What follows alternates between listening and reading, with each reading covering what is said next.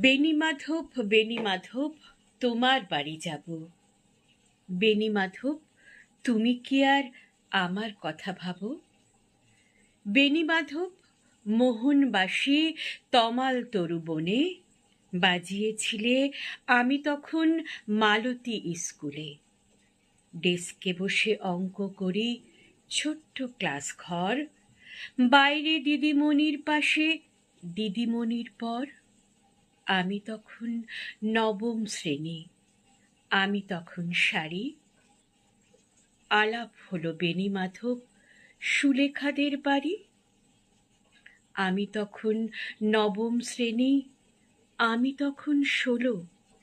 ব্রিজের ধারে বেণীমাধব লুকিয়ে দেখা হলো। সত্যি বলো বেণীমাধব, সেসব কথা এখনো মনে পড়ে?